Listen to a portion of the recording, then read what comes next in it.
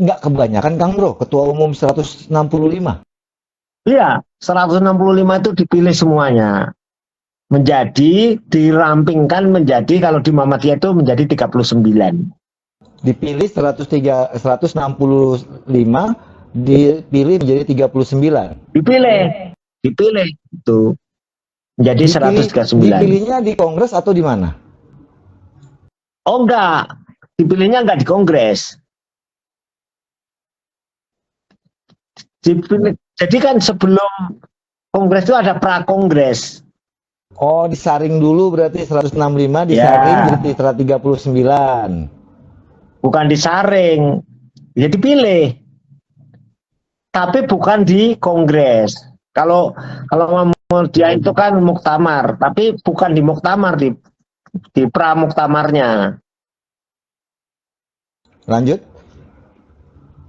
Nah, dari 130 169, 165 dipilih nah jadi itu misalnya 39. diambil 40 lah. Ya kita kan tidak persis, ini nggak apa-apa diambil 40. Nah, 40 itulah yang dibawa ke Kongres. 40 orang ini yang dipilih di Kongres. Boleh Kongres. Lah, Nah, dipilihnya kalau di Muhammadiyah itu 39 itu disaring lagi sampai 13. baru di Kongres itu disaringnya. Ya kamu udah gini aja lah daripada kamu bingung. Pusing ya. 10 di Kongres dipilih orang yang 3 aja bisa sehari semalam Kang Bro. 40 kan banyak bener. Ya nyatanya enggak, di muktamar itu cepet juga, tergantung lah sistem. Orang itu kan dipilihnya cuma 13, nggak sampai satu ini, langsung lebih enak loh. Kalau dipilih satu itu kan nanti kan 2 putaran ini kan lama nih, nggak selesai. Kalau itu nggak langsung selesai. 40 itu peserta itu milih sebanyak 13. Kalau di Muhammadiyah itu 39, dipilihlah 13 nama. Dari 40 dipilih 13 nama. 39 itu kan saya tadi mengumpamakan, kamu tambah bingung malahan. Sudahlah, misalnya 39 kan ngikuti di Muhammadiyah aja dulu ya. Oke. Terang nanti kalau ini itu mau 40, 45, atau 50 terserah. Nah, di Muhammadiyah itu, di muktamar itu dia sudah membawa 39 nama itu di muktamar. Nah, dari 39 itu peserta muktamar itu memilih 13. Oke, 13. Nah, dari 13 suara terbanyak itulah nanti yang nomor 1 sampai 13 yang terbanyak, itulah nanti yang akan menjadi pleno Muhammadiyah. Pimpinan ya, kayak di KPK 5 gitu kan. Kalau di DPR itu ada ketua-ketua DPR, wakil ketua, dan sebagainya itu. Namanya kan kayak apa? Berarti bukan formatur tunggal dong jadinya. Jadinya 13 enggak itu. tunggal. Makanya Berarti disebut dengan pleno, dengan ini kolegial.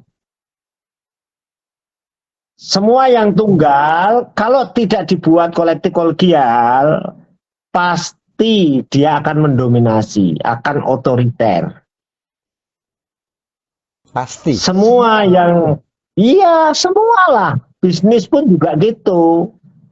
Bisnis pun sama, model kartel, model itu semua yang monopoli itu semua berujung jelek.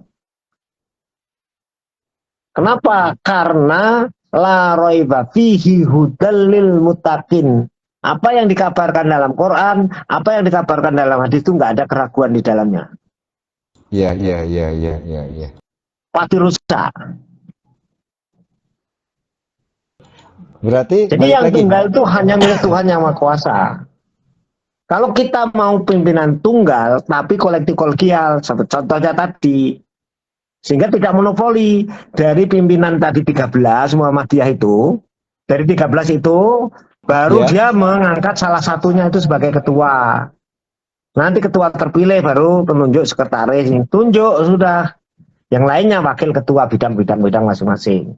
Oh, berarti sekali jalan sudah terbentuk ketua wakil ketua kolektif dan kolegial langsung sebagainya ke terbentuk. bawah gitu ya, sampai bidang-bidang dari 13 orang itu.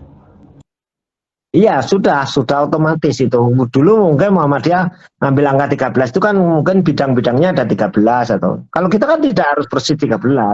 Kita kan bisa ngambil 17 atau berapa kan bisa. Itu bisa diatur lah, disepakati di konsep. Berarti harus ada Cuman yang perubahan. konsep itu orang-orang yang memang dia harus dewasa, dia tidak tipe orang yang dominasi. Kan sekarang rusaknya suatu negara atau rusaknya suatu ini kan ada tipe orang mendominasi tapi dia tidak ngerti, yang jahil mursyad tadi loh, tidak pintar, tidak ngerti, tidak punya ilmu tapi dia dengan kekuatannya mendominasi, itu bahaya. Berarti harus dirubah dong anggaran dasar, anggaran rumah tangganya, Bang Bro. Ya kan saya sudah bilang kalau mau merubah sekarang ini ya anggaran rumah tangganya dulu, kemarin RP 3YD itu dirubah dulu. Anggaran dasarnya tidak apa-apa itu, tapi nanti ditafsirkan di anggaran rumah tangga boleh kayak undang-undang koperasi. Dulu undang-undang koperasi dibatalkan kan 17/2012 dibatalkan di MK. Nah, kembali ke 2592. Nah, di Undang-Undang 2592 itu kemudian, karena waktu itu saya terlibat ikut nyusun, ikut ini. Saya sarankan waktu itu lewat Prof Budi dan Undip, karena waktu itu kan rapat-rapatnya dirjennya kan Pak Setio itu kan ke Undip juga. Saya sarankan gini aja, daripada kamu buat undang-undang nanti digugat di MK, kamu buat peraturan pelaksanaannya dari 92 itu. Akhirnya dibuat peraturan pelaksanaan dari koperasi itu 3 menjadi 7. Terus ditambah syariah itu. Bisa. Itu kan saya sering sampaikan, law social engineering. Itu kan rekayasa hukum itu. Tujuannya is order untuk tertib, bukan rekayasa dalam arti yang negatif. Berarti pasal 16 yang dirubah ya? 16 sekalian 19 itu kan bias tentang itu kan masih orang-orang menafsirkan semaunya sendiri karena kan ya nggak punya ilmu. Begini loh, kalau membuat aturan teknis itu orang yang sebodoh-bodoh orang itu bisa memahami caranya bagaimana. Itu poin aja di situ, tetap gitu. Jangan pakai tafsir-tafsir lagi. Ya, bahasanya simple dan mudah dipahami lah. Artinya gini, istilahnya apa?